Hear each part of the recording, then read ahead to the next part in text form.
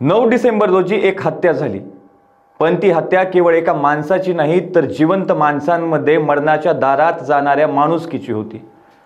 एका आईने आपला मुलगा, एका भावाने आपला भाऊ, एका पत्नीने आपला पती, तर भरल्या डोळ्यांनी आपल्या बापाच्या चितेवर टाहो फोडणाऱ्या लेकरांची होती। ती हत्या होती मस्साजोगचे सरपंच संतोष देशमुख यांची। बीड जिल्ह्यातील मस्साजोगचे सरपंच संतोष देशमुख यांच्या हत्या प्रकरणाने राज्यभर खळबळ उडाली।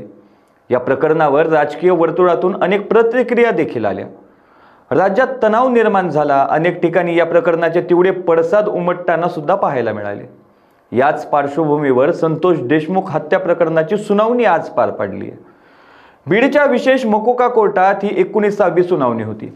या सुनावणीला धनंजय देशमुख ही उपस्थित होते।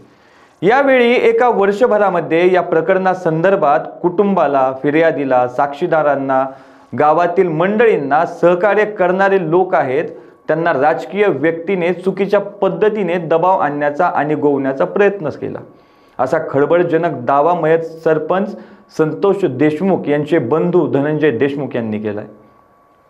तसेच या संदर्भातील संपूर्ण माहिती आम्ही तयार करून ठेवली आहे, असेही धनंजय देशमुख म्हणालेत। यावेळी धनंजय देशमुख यांनी माध्यमांशी संवाद साधला।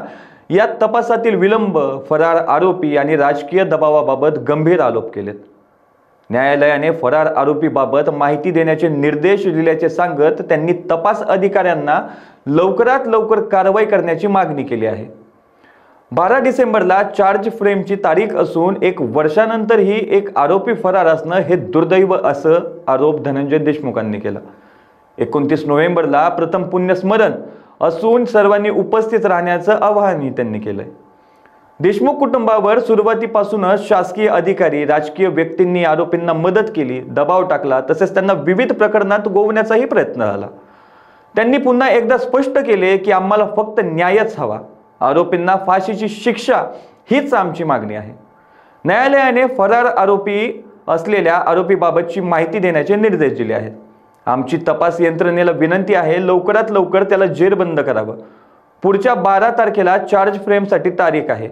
1 वर्षानंतर चार्ज फ्रेम होतोय, एक आरोपी फरार आहे, हे अत्यंत दुर्दैव आहे।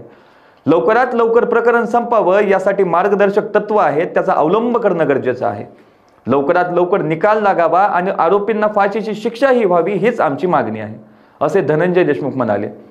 कुठल्या शासकीय अधिकाऱ्यांनी कशा पद्धतीने आरोपींना मदत केली आहे किंवा कुठल्या राजकीय व्यक्तीने दबाव आणला, आम्हाला अनेक प्रकरणात गोवण्याचा प्रयत्न सुद्धा केला, पण आमच्या भावाची पुण्याई आहे। अजूनपर्यंत आम्ही कुठेच गुंतलो नाहीत आणि गुंतणारही नाहीत। आम्हाला फक्त न्याय पाहिजे, न्यायाव्यतिरिक्त आम्हाला काहीच नाही पाहिजे, असा धनंजय देशमुखांनी सवालही उपस्थित केला। पुढील सुनावणी 12 डिसेंबरला असून आता या सुनावणीत काय होणार की 1993च्या दामिनी चित्रपटातील सनी देओलच्या तारीख पे तारीख या डायलॉग प्रमाणेच चालणार, याकडे सर्वांचे लक्ष लागून आहे। अशाच ताज्या अपडेटसाठी लोकाच्या टीव्हीला सबस्क्राइब करा आणि लाईक करायला विसरू नका।